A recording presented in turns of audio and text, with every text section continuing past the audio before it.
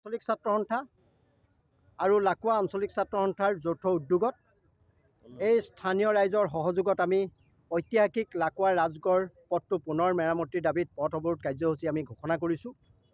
আৰু আজি এই পথ অৱৰোধ কাৰ্যসূচী আমি হাতত লৈছোঁ।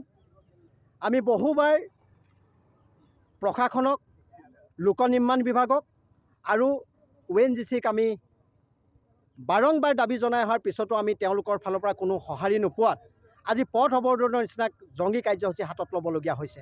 তাৰ বাবে দায়ী হৈছে লোক নিৰ্মাণ বিভাগ আৰু ONGC। তাৰ বাবে দায়ী কিন্তু ছাত্ৰ সন্থা আৰু সংগ্ৰামী জনতা নহয়।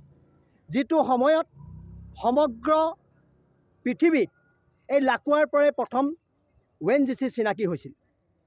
প্ৰথমখন তৈলক্ষেত্ৰ লাকুৱা, কিন্তু আজিৰ তাৰিখলৈকে তেওঁলোকে লাকুৱাক সৌন্দৰ্যবৰ্ধনৰ কাৰণে বা ইয়াৰ যিবিলাক স্থানীয় ৰাইজৰ সমস্যাবিলাক সমাধান কৰিবৰ কাৰণে বিভিন্ন সময়ত দাবী উত্থাপন কৰি অহা দাবীবিলাক পূৰণৰ ক্ষেত্ৰত ONGCয়ে কোনো ধৰণৰ ব্যৱস্থা গ্ৰহণ নকৰাত আজি আকৌ ৰাজপথলৈ ৰাইজ ওলাই আহিছে।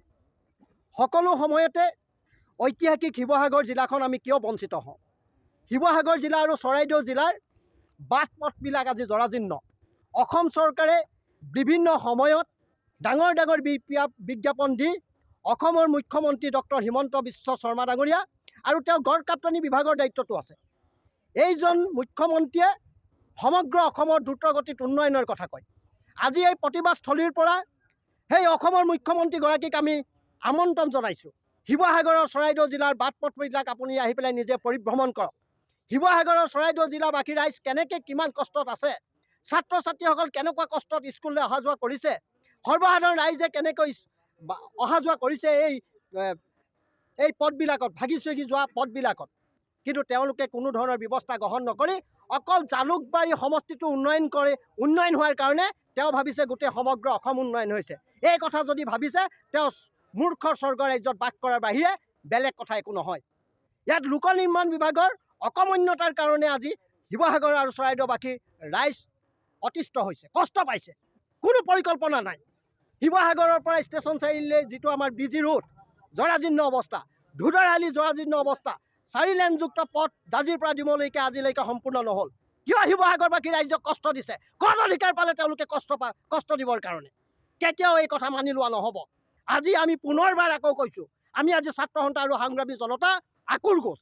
যেতিয়ালৈকে আমাৰ সমস্যা সমাধান কৰিবৰ কাৰণে লোক নিৰ্মাণ বিভাগৰ বিষয়ববীয়া আৰু ONGCৰ শীৰ্ষ বিষয়া ইয়াত আহি উপস্থিত নহয়, সমস্যাটো সমাধান কৰিবৰ কাৰণে ব্যৱস্থা নকৰে, তেতিয়ালৈকে কিন্তু পথ অৱৰোধ কাৰ্যসূচী কেতিয়াও উঠাই নলওঁ। আৰু ইয়াৰ পৰা গৈ পেলাই যিগৰাকী মন্ত্ৰী হৈছে যোগেন মোহন ডাঙৰীয়া, তেওঁ এই পথটোৱে নিৰ্মাণৰ ক্ষেত্ৰত কোনো ধৰণৰ ব্যৱস্থা গ্ৰহণ নকৰিলে।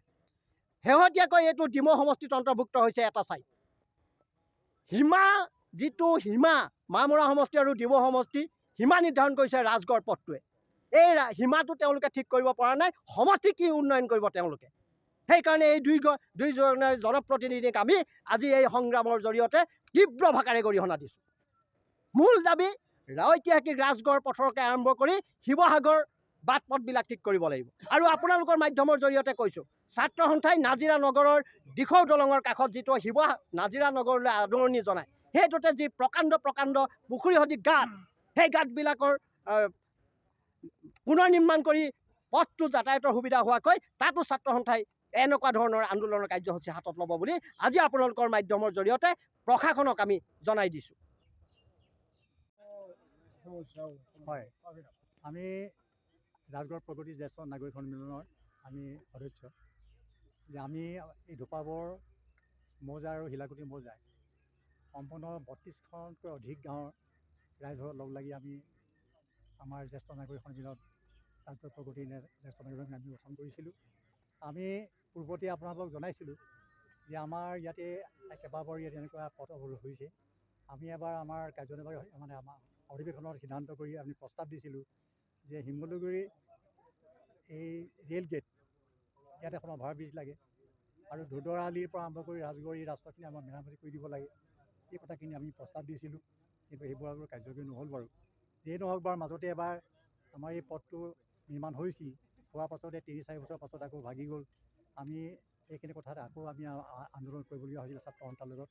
ইতিমধ্যে তেওঁলোকে আহি কি কৰিলে ৰাতিৰ ভিতৰতে অলপ অলপ বালি আৰু শিল এনেকৈ মিলাই ৰাস্তা ঘাটবিলাক পৰম থৈ গুচি গ'ল আৰু সেইখিনি ৰ'দ দিলে শুকাই ধূলি হৈ যায় আৰু বৰষুণ দিলে বোকা হৈ চব আঁতৰি গুচি গ'ল। এতিয়া সম্পূৰ্ণ ৰাস্তাটো বিধ্বস্ত হ'ল। গতিকে আমি ভাবিছোঁ যে আজি আৰু শিমলুগুৰি আঞ্চলিক ছাত্ৰ সন্থা, লাকুৱা আঞ্চলিক ছাত্ৰ সন্থা লগতে আমি আমাৰ ৰাজগড় প্ৰগতি জ্যেষ্ঠ নাগৰিক সন্মিলনেও এইটো প্ৰতিবাদ কৰিছোঁ। এইখিনি যেতিয়ালৈকে মীমাংসা নহয় হয়তো আমাৰ আন্দোলন তেনেকৈ থাকিব। গতিকে আমি এইখিনিকে চৰকাৰক জনাইছোঁ সোনকালে যাতে আমাৰ ৰাস্তাটো সোনকালে মেৰামতি কৰি দিয়ে।